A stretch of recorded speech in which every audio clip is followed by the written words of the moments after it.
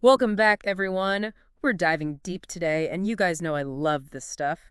We're tackling riba, also known as interest, and its wider effects on society. Definitely an important topic. Yeah, and for this deep dive, we're going to be focusing on an interview with Omar Khaleil, founder of the Riba Free Foundation. He was on the Muslim Money Talk podcast. Did you get a chance to listen? I did. It's such an insightful conversation, you know? Mhm. He brings up some really thought-provoking points about riba that I think will resonate with a lot of people, even those who aren't necessarily familiar with Islamic finance. Right. It's way more than just personal finances. It's like this deep societal thing. Right. Omar really highlights that riba, interest, can impact marriages, crime rates, even things like mental well-being. Whoa, I wouldn't have thought about it like that. So he connects Reba to like so many different issues. He does, and one of the things that really struck me was this statistic he cited. He mentioned that there was a 10% rise in first-time offenders in the UK after the pandemic. Wow, that's a pretty significant jump. It is. And he attributes that increase to financial strain, which he links back to the prevalence of riba. So like people are under so much financial pressure because of interest that they're turning to crime. That's a tough situation. It is a tough situation, yeah. I mean, it's not to say that riba is the sole cause, right? Right. But it's certainly a contributing factor. Yeah. I mean, it makes you wonder, right? Like, what other factors could be at play there? Like, did the study look at things like, I don't know, unemployment or social unrest during that time? Those are good questions to consider. But even taking that into account, the financial strain piece is Yeah. definitely significant. Makes you think. I think one of the most insightful points Omar makes is that the biggest harm of riba isn't necessarily the financial aspect itself, but the mental and emotional burden of debt. Oh, absolutely. It's that feeling of being trapped, of having your choices limited, the constant stress and worry, and that can lead to a lot of other problems, unhealthy coping mechanisms. Oh, yeah, for sure. Like strained relationships. Exactly. Even mental health issues like depression. And it's so relatable, right? Like, I think everyone's felt that pressure of debt at some point, like it's looming over you. Oh, totally. And Omar's point is that riba exacerbates that pressure. It creates this cycle of debt that can be incredibly difficult to escape. I've definitely been there. Makes me think of what Omar said about older generations maybe being desensitized to riba. It's an interesting observation. Yeah. He suggests that maybe they're less aware of the problems or they just didn't have as many alternative financial solutions available to them back then. Makes sense, yeah. Like they just grew up with it as the norm. Yeah, but what's exciting is that he sees a real shift happening with the younger generation. Yeah. He talks about how younger people are much more eager to learn about riba and explore ethical financial options. Yeah, and he attributes some of that to the rise of Islamic fintech. There's a whole movement happening right now. That's so cool. It's like technology is meeting values. It's not just about making money, it's about doing it the right way. Exactly. And Omar's actually seeing that interest firsthand. He shared this experience of teaching financial literacy to university students, and he even did a full-day program where people were just glued to their seats the whole time. Wow, that's awesome. Like they were really engaged. They were totally engaged. So there's definitely a thirst for this knowledge, a desire to learn about ethical finance Yeah. and to make a difference. It's really encouraging. Yeah. So let's talk about Omar's philosophy now, because I think this is where things get really interesting. He believes that true financial well-being starts with understanding that wealth actually belongs to Allah. Right. And we are just caretakers, not owners. It changes your whole perspective. Wow, yeah, it does. Like it shifts the focus from just accumulating wealth to using it responsibly. Exactly. He really emphasizes that we're entrusted with this wealth, and we should be using it in a way that benefits others and aligns with our values. I love how he puts it. He said, and I'm going to quote him here, "When you increase your standard of living, always increase your standard of giving." Powerful, right. It speaks to a deeper understanding of abundance. Like the more we give, the more we receive. It's not about hoarding wealth. It's about sharing it and using it to make a positive impact. So well said. It makes you think about your own relationship with money. Like, am I being a good steward of what I've been given? And that kind of ties into Omar's point about moving the conversation beyond just the religious prohibition of riba. He really wants to focus on the harm it causes to society as a whole. Right. It's not just about what's halal or haram. It's about the broader societal impact. It's about creating a more just and equitable world. And that makes it relevant to everyone, regardless of their faith. Exactly. And it's interesting because Omar's message really aligns with this growing global movement towards ethical finance. People everywhere are starting to question traditional systems, demanding more transparency, more alignment with their values. Yeah, like they want their money to be doing good in the world. Right. And Omar's tapping into that energy. He's making a case for ethical finance that resonates with people on a deeper level. I love that. And what's really cool? He uses research to back up his points. Like, he mentions studies that show giving money away actually leads to greater contentment than spending it on yourself. It's so counterintuitive, right? But it makes sense when you think about it. Like, it challenges our whole consumerist culture, which tells us that happiness comes from buying more stuff. Exactly. But the research shows that it's actually our connections with others, our sense of purpose, that bring true fulfillment. And Omar brilliantly ties this back to the Islamic concept of zakat, giving a portion of your wealth to charity. It's all about recognizing that wealth is a blessing, a trust that we're meant to share and use for good. And that's a message that resonates with people of all faiths and backgrounds. And of course, he's super excited about the potential of Islamic fintech to create these ethical financial products. Oh, yeah.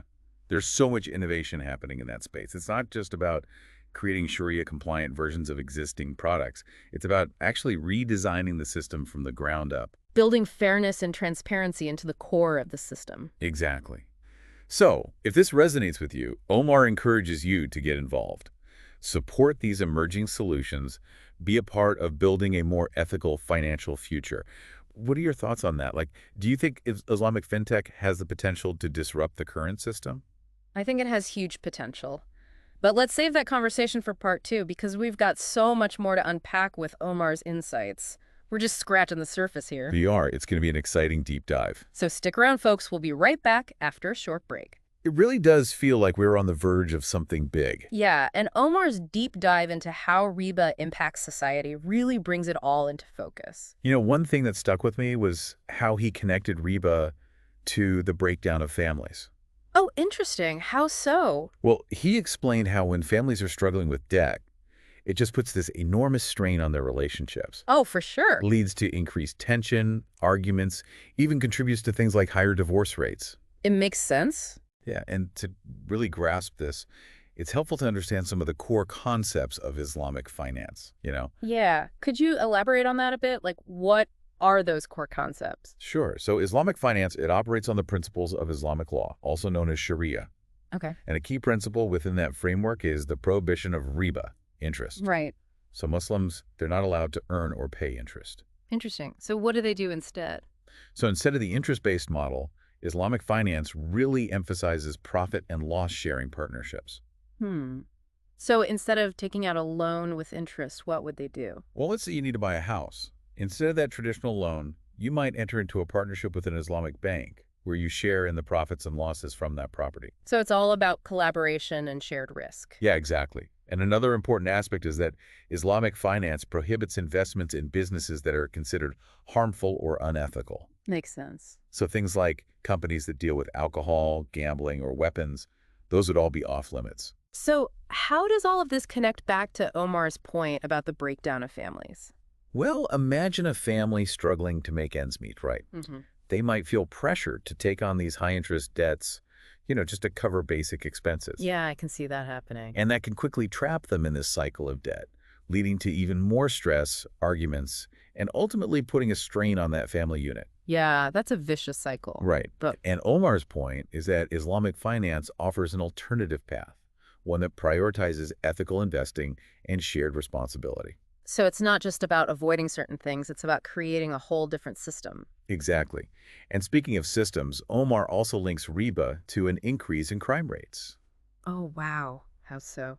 He argues that when people are really struggling financially, when they feel trapped by that debt burden, they might be more likely to resort to crime. Yeah, it's like a desperate measure. Right. And he argues that riba kind of contributes to that desperation. By making the rich richer and the poor poorer? Exactly. It exacerbates inequality, creates this environment where people feel like they have no other options. And that's where the idea of Islamic contracts comes in, right? Yes. Omar talks about how Islamic contracts ensure that financial transactions are fair and equitable for everyone involved. Okay, so like how do those work? Can you give an example? Sure. So let's say you need to buy a car. Okay. Instead of going to a traditional lender and taking out that interest-bearing loan, you could approach an Islamic bank and enter into something called a Murabaha contract. Riba contract. What's that? It's basically a cost-plus financing arrangement. Okay. So the bank would buy the car for you up front, Gotcha. and then they would sell it back to you at a marked-up price, Right. which includes their profit margin. So there's still a profit involved. Yes, but it's transparent and agreed upon up front. I see. So no hidden fees or compounding interest. Right. It's a much more ethical and transparent way of financing a purchase. I like that. It feels a lot more fair somehow. And there's just one example. There are all sorts of Islamic contracts designed to ensure fairness and equity in financial transactions. That's so interesting. It really does make you realize how much we can learn from exploring different financial models. It really does. And, it's refreshing to see how Omar not only highlights the problems, but he also points towards solutions like, supporting the growth of Islamic fintech. Yeah, he's got a lot of faith in its potential. He really does. He believes it can create truly ethical and sustainable financial products that, can help people thrive without relying on a riba. Yeah, and his enthusiasm is contagious, I know. So switching gears a bit, Omar's not just passionate about finance, he's also really invested in developing Muslim leaders. Okay. What do you think makes his approach to leadership so unique? Well, I think it's his emphasis on challenging traditional notions of leadership. Right. Remember that hadith he shared, the leader of a people is their servant? Yeah, that one really stuck with me. It kind of goes against everything we typically associate with leadership. It does. Like, we often think of leaders as those in positions of power and authority. Exactly. But Omar flips that script and says, no, true leadership is about service, empathy, and empowering others. It's about serving those you lead, not lording over them. Right. And he emphasizes that the most effective leaders, they're not the ones barking orders. They're the ones who are humble, compassionate, and truly care about the well-being of those they lead. It's such a different way of looking at leadership. It is.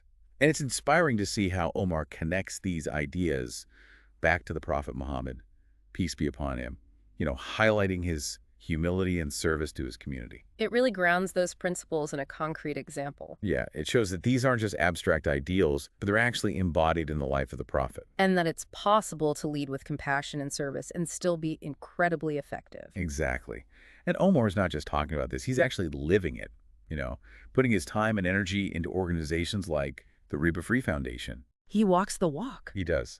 And it's inspiring to see, someone who's not just preaching about these values, but actually living them out. It really shows you that change is possible, It does. Omar's work is a powerful reminder that we all have the potential to make a positive impact, to align our actions with our values, and strive to be that change we want to see. Yeah. And that's a perfect segue into part 3, where we'll dive into the practical steps we can all take to apply Omar's insights in our own lives. So going to be good. I'm excited for it. So we've talked a lot about Omar's vision, but now let's get practical. What can we actually do to apply these ideas? Well, Omar really emphasizes the importance of education, understanding riba and its impact, Yeah. and then exploring those alternatives offered by Islamic finance. Right, like knowledge is power. Exactly. And there are so many resources out there nowadays, books, podcasts, online courses. You can even find Islamic finance programs at universities now. Oh, wow. It's really becoming mainstream. It is. And it's never too late to start learning. Omar talks about how learning should be this ongoing journey. I love that. Yeah, it's not like you reach a certain age or level of success and then you can just stop. Yeah, we should always be striving to learn and grow. Absolutely. And alongside education, Omar talks about the importance of a mindset shift. Oh, interesting. What does he mean by that? Well, he challenges us to really examine our relationship with wealth, to move away from that consumerist mindset that we're often bombarded with. It's so easy to get caught up in that, though. It is. But Omar encourages us to find contentment in what we have, to focus on experiences rather than material possessions. Makes sense. Like what truly brings us happiness. Right. And to remember that true wealth is about using our resources to benefit others and make a positive impact. It's about giving back and making a difference. Exactly. And that brings us to another practical step: supporting ethical businesses and initiatives that align with our values. Yeah, I love that. So that could mean choosing to bank with an Islamic financial institution or seeking out investments that are Sharia compliant. Or even just being more mindful of where you spend your money every day. Right. Supporting businesses that prioritize fairness and Yeah. sustainability. Voting with your wallet. Exactly. Yeah. And Omar's a huge advocate for Islamic fintech, of course. Oh, yeah. He's really excited about its potential. He sees it as a way to disrupt the current system, offer more just and equitable alternatives. And I think it's really catching on. It is. And he encourages everyone to get involved, support these emerging solutions, be a part of building that more ethical financial future. So cool. And beyond our financial choices, Omar also talks about stepping up as leaders in our communities. Yes. And this doesn't mean you have to run for office or anything like Yeah, that. it's about everyday leadership. Exactly. It's about recognizing that we all have the potential to influence and inspire those around us. Like leading by example. Right. And remembering that leadership isn't about titles or positions. It's about embodying those principles of humility, service, empathy. It's about using your influence to empower others and create positive change. Yeah. It could be as simple as mentoring a young person, volunteering your time, speaking out against injustice. Right. Every action counts. It does. It all contributes to that larger movement towards a more just and compassionate world. And it all circles back to that powerful hadith Omar shared. The leader of a people is their servant. Such a profound statement, right? It is. It reminds us that true leadership is about putting the needs of others first, leading with a servant's heart, leaving the world a better place than we found it. And that's a legacy worth striving for. It really is. Omar has given us a lot to think about and hopefully inspired all of you listening to take action. Remember, even small steps can make a huge difference. Absolutely. Start with one small change. Educate yourself, shift your mindset, support ethical businesses, find ways to serve your community. It all adds up. It does. And remember, Omar's journey shows us that each of us has that potential to make a difference. Yeah, we can choose to be part of the solution, to build a world that's more just, equitable, and compassionate. That's a future worth striving for, right? Absolutely. And a huge thank you to Omar Khaleil for sharing his inspiring insights with us. Yeah, we really appreciate him taking the time. If you want to explore these ideas further, we highly recommend checking out the work of the Riba Free Foundation. Yeah, we'll include a link to their website in the show notes. And to all of you listening, thank you for joining us on this deep dive. Keep learning, keep questioning, keep making a positive impact. Until next time.